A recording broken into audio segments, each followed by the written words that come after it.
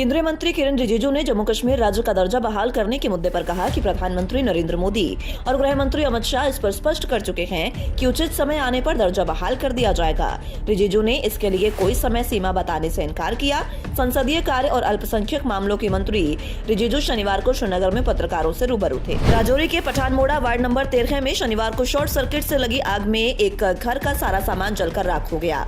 घटना दोपहर करीब 4 बजे की है, जब स्थानीय निवासी जगदीश राज के घर में लगे स्मार्ट मीटर में आग लग गई, जिससे पूरा घर आग की चपेट में आ गया। राजौरी जिले के बड्डाल गांव में रहस्यमयी बीमारी से हो रही मौतों के चलते क्वारंटाइन किए गए 32 और ग्रामीण शनिवार को घर लौट आए। अधिकारियों ने बताया कि जीएमसी राजौरी में बनाए गए क्वारंटाइन केंद्र में 50 ग्रामीणों को निगरानी में रखा गया था, जिनमें से अब 18 लोग अभी भी चिकित्सा निगरानी में हैं। जल शक्ति विभाग के अस्थायी कर्मचारियों ने शनिवार को नेताजी पार्क फिंतर में बैठक कर 27 फरवरी को जम्मू में जल शक्ति विभाग के मुख्य इंजीनियर के कार्यालय में पीएई यूनाइटेड फ्रंट के बैनर तले किए जाने वाले प्रदर्शन को लेकर रणनीति बनाई। प्रधान बीरबल जलमेरिया ने कहा कि जम्मू कश्मीर में नई सरकार का गठन हुए लगभग 4 महीने हो गए हैं, लेकिन सरकार ने आज तक उनकी सुध नहीं ली। कोहग गांव में एटीएम की सुविधा न होने के कारण लोगों को परेशानियों का सामना करना पड़ रहा है। बैंक में छुट्टी के दिन इलाके में लोगों को गाँव से लगभग 15 किलोमीटर की दूरी पर फिंतर गाँव में लगाए गए एटीएम पर निर्भर रहना पड़ता है,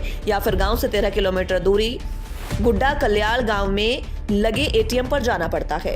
उधमपुर से हरिद्वार के लिए लंबे समय से प्रतीक्षित बस सेवा शनिवार को आधिकारिक रूप से फिर से बहाल कर दी गई है। कोविड-19 महामारी के दौरान बंद की गई बस सेवा से लोगों को राहत मिली है। जम्मू कश्मीर स्कूल शिक्षा बोर्ड के सॉफ्ट जोन के स्कूलों में 10वीं और 12वीं की बोर्ड परीक्षाएं शनिवार से शुरू हो गयी। 12वीं कक्षा में 3 विषय जबकि 10वीं में अतिरिक्त विषयों की परीक्षा हुई। केंद्रीय माध्यमिक शिक्षा बोर्ड में भी 10वीं कक्षा की परीक्षा हुई। सॉफ्ट जोन में 10वीं में कुल 1,26,711 और 12वीं कक्षा में कुल 94,168 विद्यार्थी पंजीकृत हैं। नकल पर नकेल कसने के लिए निरीक्षण दलों में औचक निरीक्षण किया। श्री माता वैष्णो देवी विश्वविद्यालय के दीक्षांत समारोह में बेटियों ने 17 गोल्ड मेडल जीतकर अपना परचम लहराया, जबकि पद्मश्री प्रोफेसर शिव निर्मोही को मानद डिग्री से सम्मानित किया गया।